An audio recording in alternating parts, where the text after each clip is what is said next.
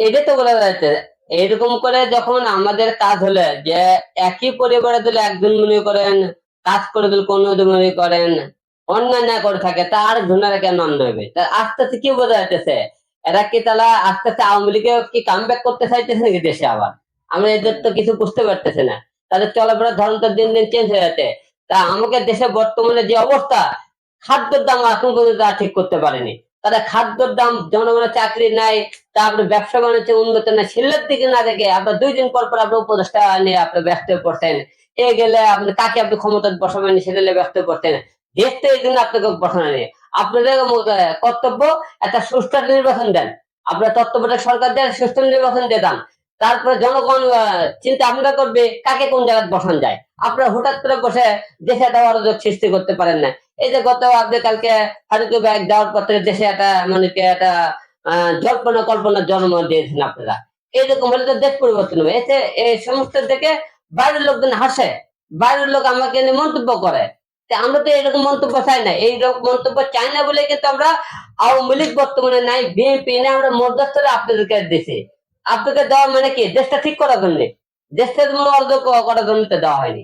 এটা এই জন্য বলতেছি, প্রধান উপদেষ্টা আপনি এমন একটা লোককে বানান যাকে জনগণ গ্রহণ করে, এবং 10 জন আপনি মিলিত করে আপনি একটা ঘোষণা দেন। এই যে ছাত্র আন্দোলন 2-4টা স্ট্যাটাস দিতে লিখছেন, স্ট্যাটাস দিয়ে কারো মায়ের বুক কিন্তু বন্ধ করতে পারেনি, মৃত্যু বন্ধ করতে পারেনি। কারো মায়ের আপনি যে সত্যি সত্যি কাজ করতে চাইতো, সে বুক পেটে দিত যে আমার কোনো সন্তানের বুক খালি করার আগে আগে আমার বুকে গুলি করা হোক। এই ধরনের আমরা তাকে দেখিনি, এবং বাংলাদেশ যেখানে অন্যায় অত্যাচার একটা ফারুক ভাই একটা আমরা দেখিনি কথা বলতে। দুইটা রাজনীতি দল কোনো দলের সাথে যুক্ত ছিল না। আমরা দেশের জনগণের জন্য তেমন কোনো কাজ করা দেখিনি। আবার দেখেন এখানে আমাদের আরফিন ভাই, শুভ ভাই, এরকম আরো যারা মনে করি লোকজন ছিল, যারা মনে করি বঙ্গবন্ধু পরিবারের সাথে কাজ সংযুক্ত ছিল, কাজ করছে, তাদেরকে কেন মনে করি তাদের বাড়ি গাড়ি কেড়ে নেওয়া আছে, তাদেরকে সম্মান কেড়ে নেওয়া হয়েছে, তাদেরকে হেনস্থ করা হইতেছে। তাহলে তৃষা আপা কিন্তু বঙ্গবন্ধু পরিবারের কাজ করেছে, সেই সিনেমাতে কাজ করছে। সে যদি অপরাধী না হবে তাহলে এতগুলো লোক তারা কিসের অপরাধী? তাহলে আস্তে আস্তে কি বোঝা যাইতেছে, দেশটা একতরফা দিকে চলে যাইতেছে। আপনারা প্রধান যারা ছাত্র, যারা নেতারা এখন বর্তমানে আছেন, দায়িত্ব পালন করতেছেন, তা আপনাকে দায়িত্ব কিন্তু যাকে তাকে উপদেষ্টা দেওয়ার জন্য আপনাকে বসানো হয়নি।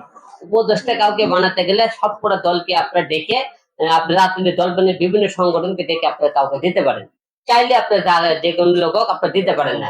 তাহলে তিসাদল সেই পরিবার থেকে মনে করেন অপরাধ করে থাকে, তার জামাই কি হিসেবে আপনি সেই পরিবার মানে যাকে উপদেষ্টা হয়, সেও তাহলে আওয়ামী লীগ পরিবারের তো মনে করেন।